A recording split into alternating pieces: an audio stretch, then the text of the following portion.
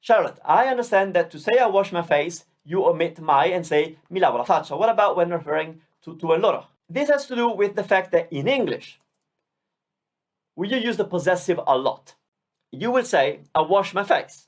So you use the verb to wash, and then you say whose face you're washing. So, I wash my face. So if you had a child and you were washing their face, then you would say, I wash his face, I wash her face, right? Because you're washing, and then whose face you're washing is what you need to express in English.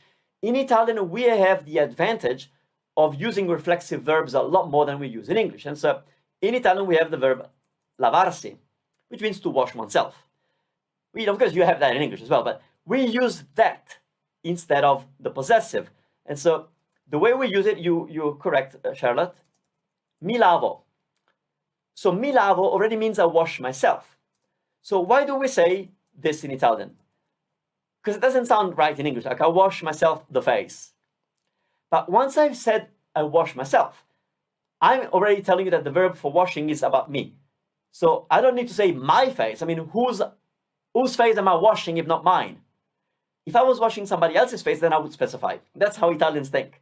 We're very self-centered in Italy. So mi lavo la faccia is the correct way of saying I wash my face. So your question is very, very good. How would I say if you wash your face, or he washes his face, we wash our faces, or you guys wash your faces? How does that work? Very easy. Well, I mean, easy to me, but what's happening with mi lavo? Mi lavo means the subject is io. So I'm gonna put there io, which we don't say, but it's there. Io mi lavo la faccia. So I'm performing the verb, and as you can see, lavo is conjugated in the io version. So io lavo, I wash.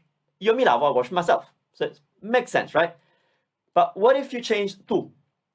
Well, you'd have to conjugate the verb for tu. So lavi. And then you would need the pronoun for yourself. So I'm going to remove the tu. Ti lavi la faccia. So nothing changes. All you're doing is you keep conjugating the verb correctly. So you just conjugate the verb correctly, and then you and then you put whatever the washing, in the case of washing. So if I want to say he washes his face, si lava means he washes himself. Si lava la faccia. So let me do one plural, because it might be a little bit more difficult. So voi is the subject. The pronoun for yourselves is vi, and the conjugation for you guys wash is lavate. Voi vi lavate la faccia.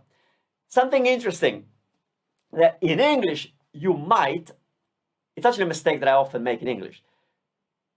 Because in English you're saying you have a bunch of people washing a bunch of faces. So probably in English you'd say you wash your faces, if you're talking to plural. In Italian we don't. It's still la faccia, as in everybody washes their own face. It's not a collective washing of faces. I feel silly sometimes when I try to explain things. But is the message coming across? So yeah, you don't need to say le facce. Okay. Oops. There's more words from the past, I think. So voi vi lavate la faccia. Now it's different if you're washing hands. If you're washing hands, well, you're washing hands already, so it's plural. Even my own hands are plural. So it's going to be le mani, because everybody is washing two hands. So if I go back to singular, it would be mi lavo le mani.